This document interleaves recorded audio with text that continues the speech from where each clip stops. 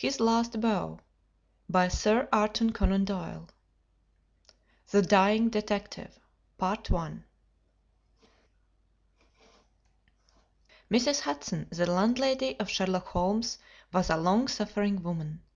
Not only was her first-floor flat invaded at all hours by throngs of singular and often undesirable characters, but her remarkable lodger showed an eccentricity and irregularity in his life which must have sorely tried her patience.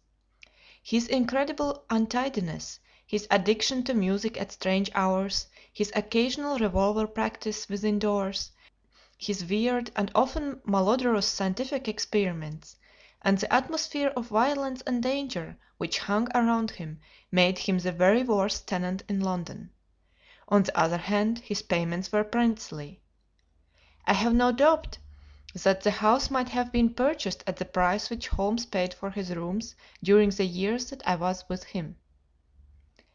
The landlady stood in the deepest awe of him, and never dared to interfere with him, however outrageous his proceedings might seem. She was fond of him, too, for he had a remarkable gentleness and courtesy in his dealings with women. He disliked and distrusted the sex, but he was always a chivalrous opponent. Knowing how genuine was her regard for him, I listened earnestly to her story when she came to my rooms in the second year of my married life and told me of the sad condition to which my poor friend was reduced. "He is dying, Dr. Watson," said she. "For 3 days he has been sinking, and I doubt if he will last the day. He would not let me get a doctor. This morning when I saw his bones sticking out of his face and his great bright eyes looking at me, I could stand no more of it. "'With your leave or without it, Mr. Holmes, I am going for a doctor this very hour,' said I. "'Let it be Watson, then,' said he. 'I wouldn't waste an hour in coming to him, sir, or you may not see him alive.' I was horrified, for I had heard nothing of his illness. I need not say that I rushed for my coat and my hat. As we drove back I asked for the details. "'There is little I can tell you, sir. He has been working at a case down at Rotherhithe, in an alley near the river, and he has brought this illness back with him. He took to his bed on Wednesday afternoon and has never moved since. For these 3 days neither food nor drink has passed his lips.' "'Good God! Why did you not call in a doctor?' "'He wouldn't have it, sir. You know how masterful he is. I didn't dare to disobey him. But he's not long for his world, as you'll see for yourself the moment that you set eyes on him.' He was indeed a deplorable spectacle. In the dim light of a foggy November day the sick room was a gloomy spot, but it was that gaunt, wasted face staring at me from the bed which sent a chill to my heart. His eyes had the brightness of fever, there was a hectic flush upon either cheek, and dark crusts clung to his lips. The thin hands upon the coverlet twitched incessantly, his voice was croaking and spasmodic. He lay listlessly and as I entered the room, but the sight of me brought a gleam of recognition to his eyes. "Well, Watson, we seem to have fallen upon evil days," said he in a feeble voice, but with something of his old carelessness of manner. "My dear fellow!" I cried, approaching him. "Stand back, stand right back," said he with the sharp imperiousness which I had associated only with moments of crisis. "If you approach me, Watson, I shall order you out of the house." "But why?" "Because it is my desire. Is that not enough?" Yes, Mrs. Hudson was right. He was more masterful than ever. It was pitiful, however, to see his exhaustion. "I only wished to help," I explained. "Exactly. You will help best by doing what you are told." "Certainly, Holmes." He relaxed the austerity of his manner. "You are not angry?" he asked, gasping for breath. Poor devil, how could I be angry when I saw him lying in such a plight before me? "It's for your own sake, Watson," he croaked. "For my sake?" "I know what is the matter with me. It is a coolie disease from Sumatra. a thing that the Dutch know more about than we, though they have made little of it up to date. One thing only is certain, it is infallibly deadly, and it is horribly contagious." He spoke now with a feverish energy, the long hands twitching and jerking as he motioned me away. "Contagious by touch, Watson. That's it, by touch. Keep your distance and all is well." Good heavens, Holmes! Do you suppose that such a consideration weighs with me for an instant? It would not affect me in the case of a stranger. Do you imagine it would prevent me from doing my duty to so old a friend?" Again I advanced, but he repulsed me with a look of furious anger. "If you will stand there I will talk. If you do not, you must leave the room." I have so deep a respect for the extraordinary qualities of Holmes that I have always deferred to his wishes, even when I least understood them. But now all my professional instincts were aroused. Let him be my master elsewhere, I at least was his in a sick room. "Holmes," said I, "you are not yourself. A sick man is but a child, and so I will treat you. Whether you like it or not, I will examine your symptoms and treat you for them." He looked at me with venomous eyes. "If I am to have a doctor whether I will or not, let me at least have someone in whom I have confidence," said he. "Then you have none in me?" "In your friendship, certainly. But facts are facts, Watson, and after all, you are only a general practitioner, with very limited experience and mediocre qualifications. It is painful to have to say these things, but you leave me no choice." I was bitterly hurt. "Such a remark is unworthy of you, Holmes. It shows me very clearly the state of your own nerves. But if you have no confidence in me, I would not intrude my services. Let me bring Sir Jasper Meek or Penrose Fisher or any of the best men in London, but someone you must have, and that is final.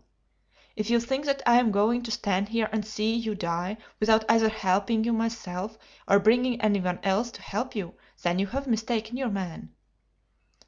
"You mean well, Watson," said the sick man with something between a sob and a groan. "Shall I demonstrate your own ignorance? What do you know, pray, of Tanapuli fever? What do you know of the Black Formosa corruption?" "I have never heard of either." "There are many problems of disease, many strange pathological possibilities in the East, Watson." He paused after each sentence to collect his failing strength. "I have learned so much during some recent researches which have a medico-criminal aspect. It was in the course of them that I contracted this complaint. You can do nothing." "Possibly not, but I happen to know that Dr. Ainstree, the greatest living authority upon tropical disease, is now in London. All remonstrance is useless, Holmes. I am going this instant to fetch him." I turned resolutely to the door.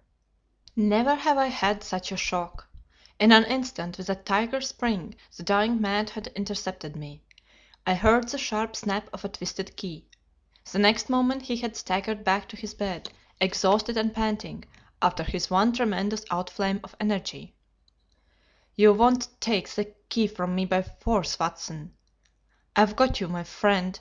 Here you are, and here you will stay until I will otherwise. But I'll humour you." All this in little gasps, with terrible struggles for breath between. "You've only my own good at heart. Of course, I know that very well. You shall have your way, but give me time to get my strength. Not now, Watson, not now. It's 4 o'clock. At 6 you can go." "This is insanity, Holmes." "Only 2 hours, Watson. I promise you will go at 6. Are you content to wait?" "I seem to have no choice." "None in the world, Watson. Thank you. I need no help in arranging the clothes. You will please keep your distance. Now, Watson, there is one other condition that I would make. You will seek help, not from the man you mention, but from the one that I choose." "By all means." "The first three sensible words that you have uttered since you entered this room, Watson. You will find some books over there. I am somewhat exhausted. I wonder how a battery feels when it pours electricity into a non conductor. At 6, Watson, we resume our conversation." But it was destined to be resumed long before that hour, and in circumstances which gave me a shock hardly second to that caused by his spring to the door. I had stood for some minutes looking at that silent figure in the bed. His face was almost covered by the clothes, and he appeared to be asleep. Then, unable to settle down to reading, I walked slowly round the room, examining the pictures of celebrated criminals with which every wall was adorned. Finally, in my aimless perambulation, I came to the mantelpiece. A litter of pipes, tobacco pouches, syringes, penknives, revolver cartridges, and other debris was scattered over it. In the midst of these was a small black and white ivory box with a sliding lid. It was a neat little thing, and I had stretched out my hand to examine it more closely, when it was a dreadful cry that he gave, a yell which might have been heard down the street. My skin went cold, and my hair bristled at that horrible scream. As I turned, I caught a glimpse of a convulsed face and frantic eyes. I stood paralyzed, with the little box in my hand. "Put it down! Down! This instant, Watson! This instant, I say!" His head sank back upon the pillow, and he gave a deep sigh of relief as I replaced the box upon the mantelpiece. "I hate to have my things touched, Watson. You know that I hate it. You fidget me beyond endurance. You, a doctor, you are enough to drive a patient into an asylum. Sit down, man, and let me have my rest." The incident left a most unpleasant impression upon my mind. The violent and causeless excitement followed by this brutality of speech, so far removed from his usual suavity, showed me how deep was the disorganization of his mind. Of all ruins, that of a noble mind is the most deplorable.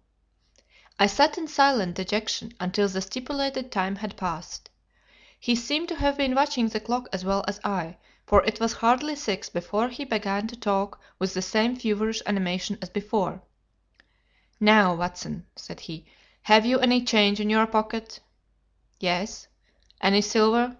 "A good deal." "How many half crowns?" "I have 5."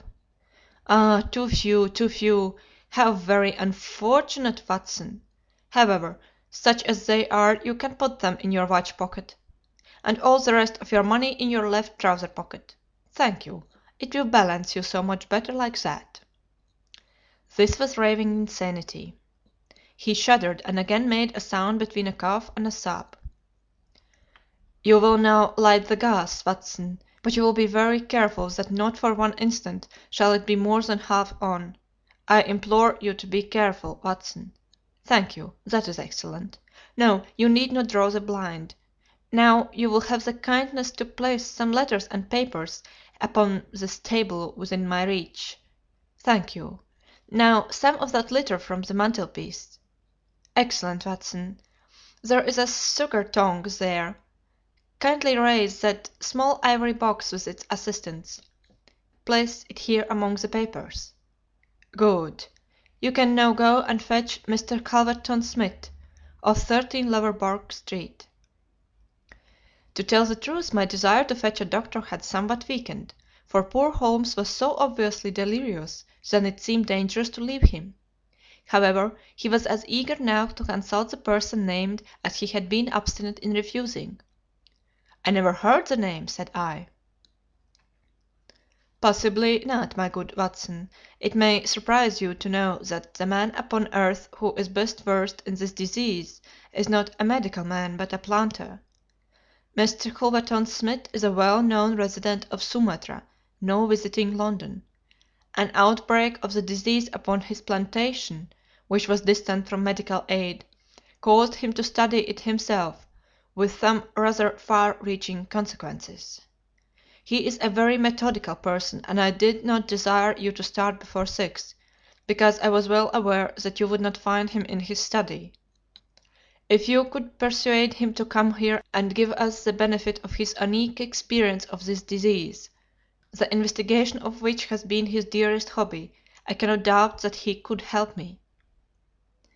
I give Holmes's remarks as a consecutive whole, and will not attempt to indicate how they were interrupted by gaspings for breath and those clutchings of his hands which indicated the pain from which he was suffering. His appearance had changed for the worse during the few hours that I had been with him.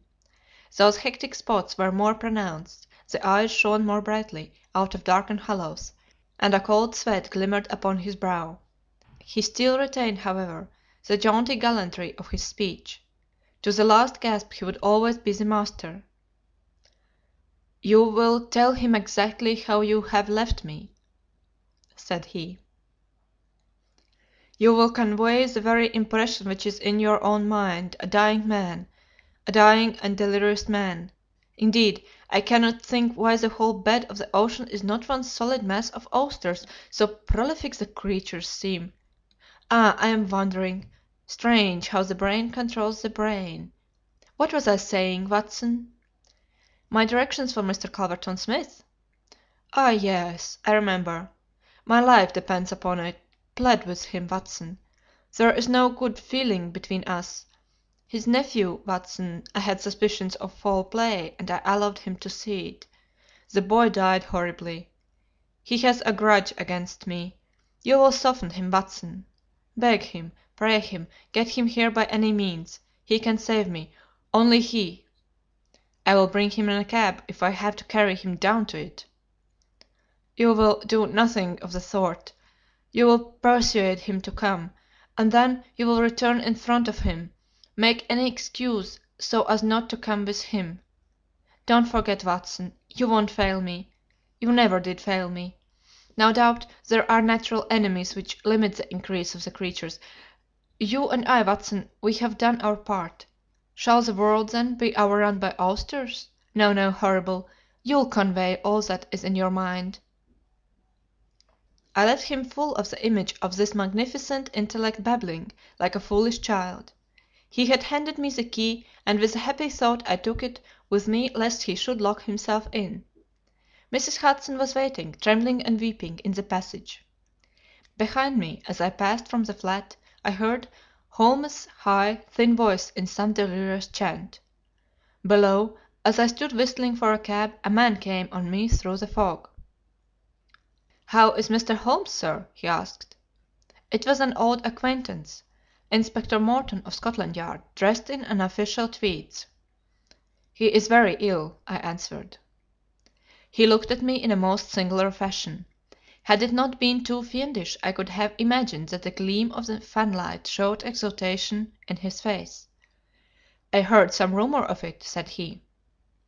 The cab had driven up, and I left him. Loverburg Street proved to be a line of fine houses lying in the vague borderland between Notting Hill and Kensington. The particular one at which my cabman pulled up had an air of smug and demure respectability in its old-fashioned iron railings, its massive folding door, and its shining brasswork. All was in keeping with a solemn butler, who appeared framed in the pink radiance of a tinted electric light behind him. "Yes, Mr. Culverton Smith is in, Dr. Watson. Very good, sir. I will take up your card." My humble name and title did not appear to impress Mr. Culverton Smith. Through the half-open door I heard a high, petulant, penetrating voice. "Who is this person? What does he want? Dear me, Staples, how often have I said that I am not to be disturbed in my hours of study?" There came a gentle flow of soothing explanation from the butler. "Well, I won't see him, Staples. I can't have my work interrupted like this. I'm not at home. Say so. Tell him to come in the morning if he really must see me." Again the gentle murmur. "Well, well, give him that message. He can come in the morning, or he can stay away. My work must not be hindered." I thought of Holmes tossing upon his bed of sickness and counting the minutes, perhaps, until I could bring help to him. It was not a time to stand upon ceremony. His life depended upon my promptness. Before the apologetic butler had delivered his message, I had pushed past him and was in the room. End of The Dying Detective, Part 1.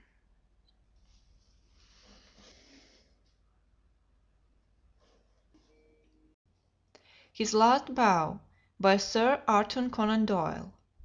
The Dying Detective, Part 2.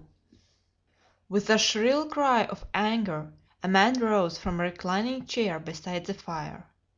I saw a great yellow face, coarse grained and greasy, with heavy, double chin and two sullen menacing grey eyes which glared at me from under tufted and sandy brows. A high, bald head had a small velvet smoking cap poised coquettishly upon one side of its pink curve. The skull was of enormous capacity, and yet as I looked down I saw to my amazement that the figure of the man was small and frail, twisted in the shoulders and back like one who had suffered from crickets in his childhood.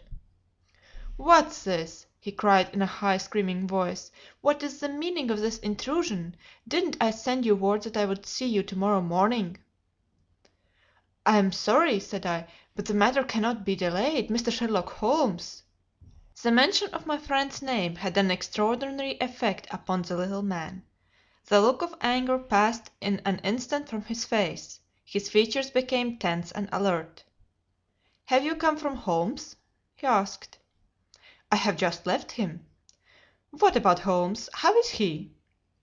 "He is desperately ill. That is why I have come." The man motioned me to a chair, and turned to resume his own. As he did so I caught a glimpse of his face in the mirror over the mantelpiece. I could have sworn that it was set in a malicious and abominable smile. Yet I persuaded myself that it must have been some nervous contraction which I had surprised, for he turned to me an instant later with genuine concern upon his features. "I am sorry to hear this," said he. "I only know Mr. Holmes through some business dealings which we have had, but I have every respect for his talents and his character. He is an amateur of crime, as I am of disease.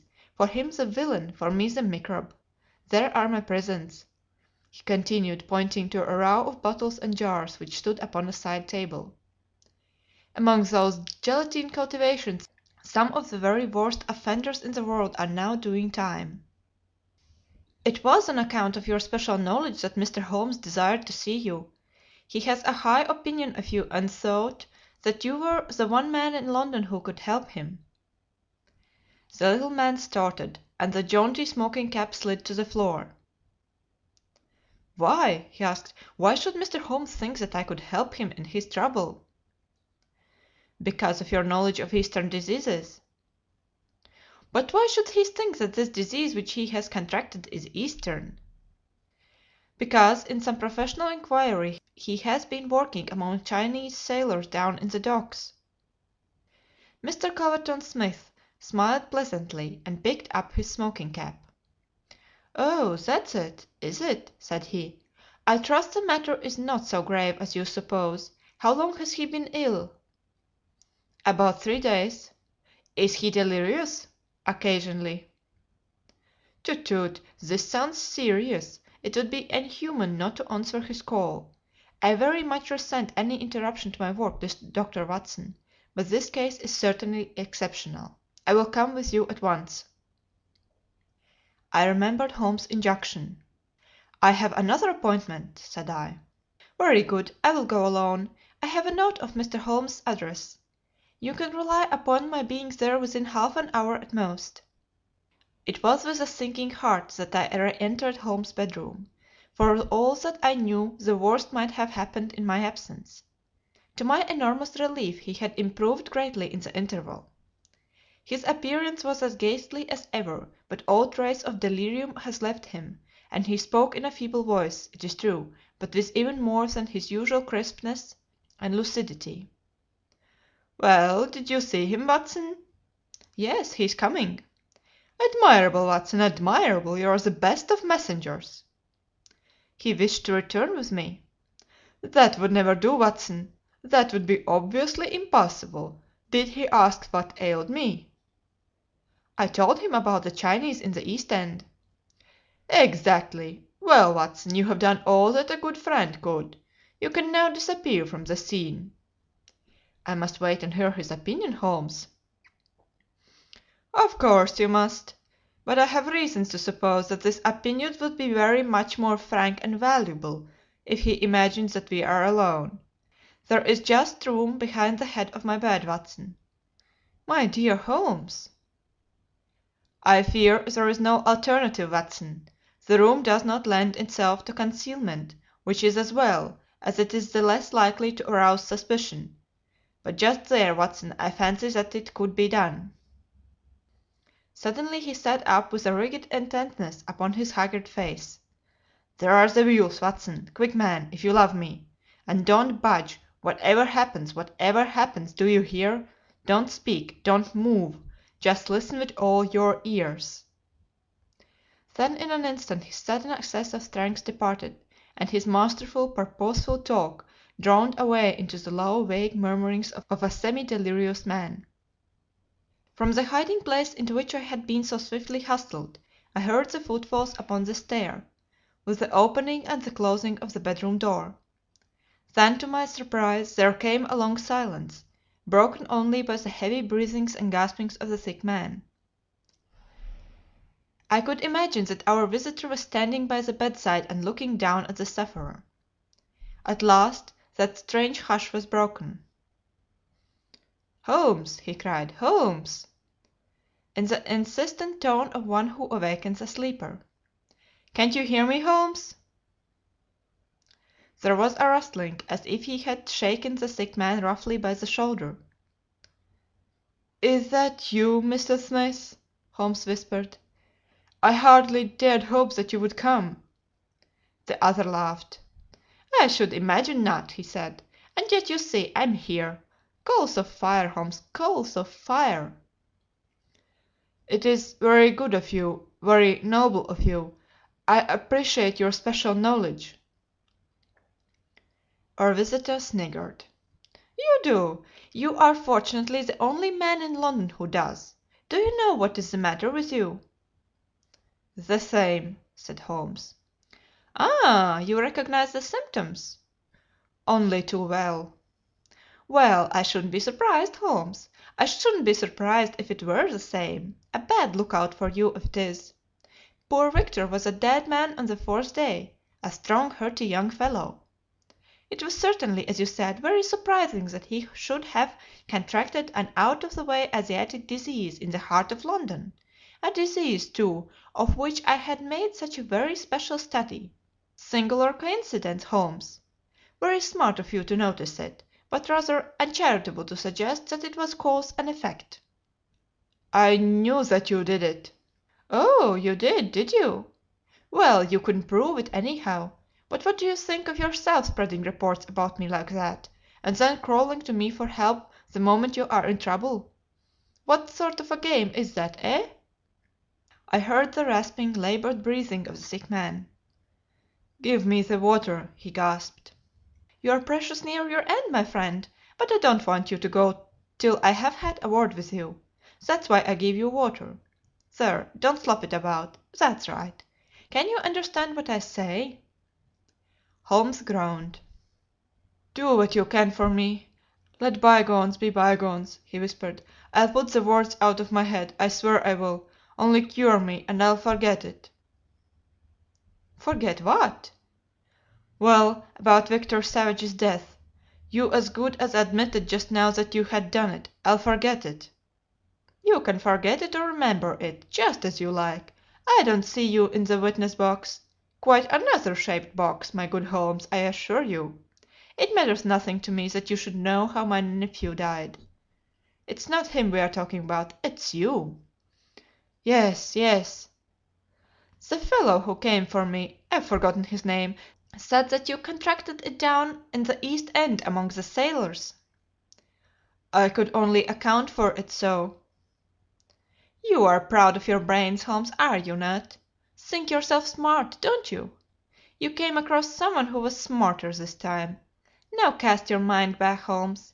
Can you think of no other way you could have got this thing?" "I can't think. My mind is gone. For heaven's sake help me." "Yes, I will help you. I'll help you to understand just where you are and how you got there. I'd like you to know before you die." "Give me something to ease my pain." "Painful, is it? Yes, the coolies used to do some squealing towards the end. Takes you a cramp, I fancy." "Yes, yes, it is cramp." "Well, you can hear what I say, anyhow. Listen now. Can you remember any unusual incident in your life just about the time your symptoms began?" "No, no, nothing." "Think again." "I'm too ill to think." "Well, then, I'll help you. Did anything come by post?" "By post? A box by chance?" "I'm fainting. I'm gone." "Listen, Holmes." There was a sound as if he was shaking the dying man, and it was all that I could do to hold myself quiet in my hiding place. "You must hear me. You shall hear me. Do you remember a box, an ivory box? It came on Wednesday. You opened it. Do you remember?" "Yes, yes, I opened it. There was a sharp spring inside it. Some joke." "It was no joke, as you will find to your cost. You fool! You would have it, and you have got it. Who asked you to cross my path? If you had left me alone I would not have hurt you." "I remember," Holmes gasped. "The spring. It drew blood. This box, this on the table." "The very one, by George! And it may as well leave the room in my pocket. There goes your last shred of evidence. But you have the truth now, Holmes, and you can die with the knowledge that I killed you. You knew too much of the fate of Victor Savage, so I have sent you to share it. You are very near your end, Holmes. I will sit here and I will watch you die." Holmes' voice had sunk to an almost inaudible whisper. "What is that?" said Smith. "Turn up the gas? Ah, the shadows begin to fall, do they? Yes, I will turn it up, that I may see you the better." He crossed the room and the light suddenly brightened. "Is there any other little service that I can do you, my friend?" "A match and a cigarette." I nearly called out in my joy and my amazement. He was speaking in his natural voice, a little weak, perhaps, but the very voice I knew. There was a long pause, and I felt that Calverton Smith was standing in silent amazement looking down at his companion. "What's the meaning of this?" I heard him say at last in a dry, rasping tone. "The best way of successfully acting a part is to be it," said Holmes. "I give you my word that for 3 days I have tasted neither food nor drink until you were good enough to pour me out that glass of water. But it is the tobacco which I find most irksome.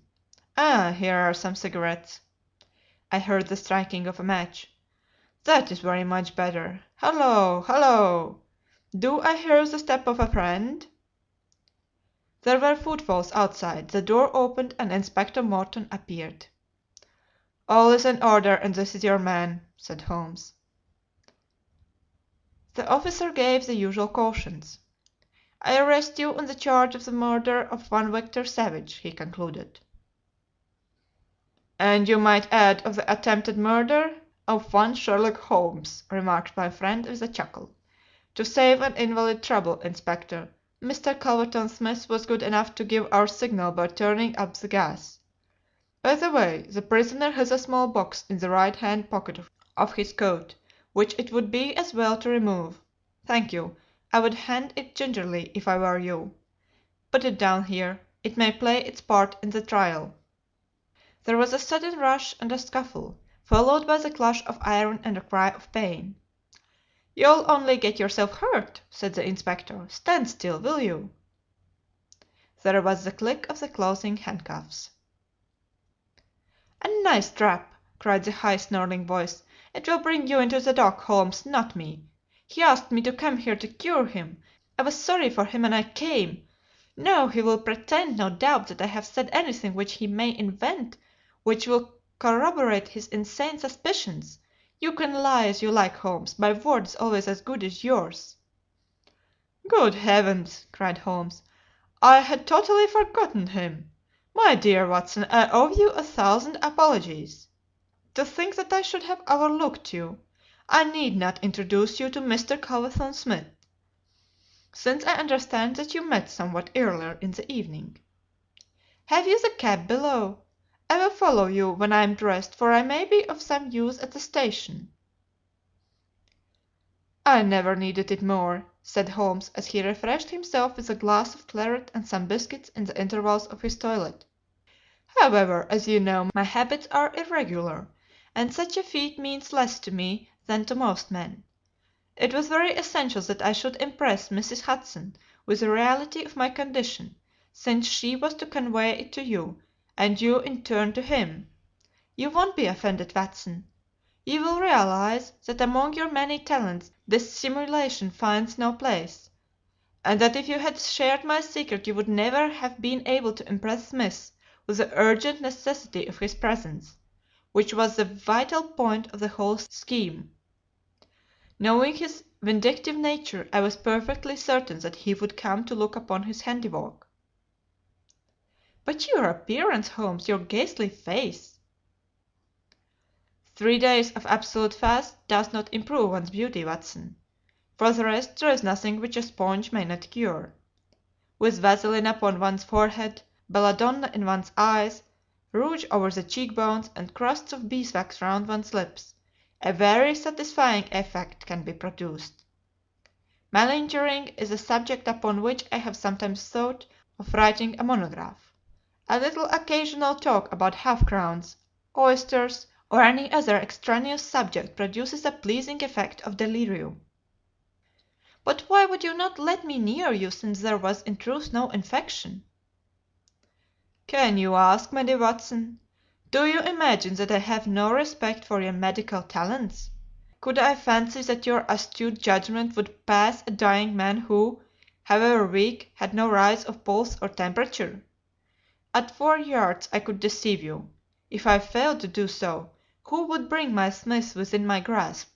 No, Watson, I would not touch that box. You can just see if you look at it sideways where the sharp spring, like a viper's tooth, emerges as you open it. I dare say it was by some such device that poor Savage, who stood between this monster and the reversion, was done to death. My correspondence, however, is, as you know, a varied one, and I am somewhat upon my guard against any packages which reach me.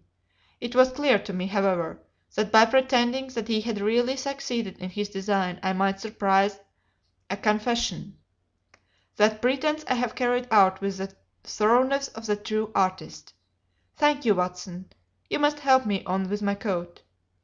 When we have finished at the police station, I think that something nutritious at Simpson's would not be out of place." End of Section 2 of The Dying Detective by Sir Arthur Conan Doyle.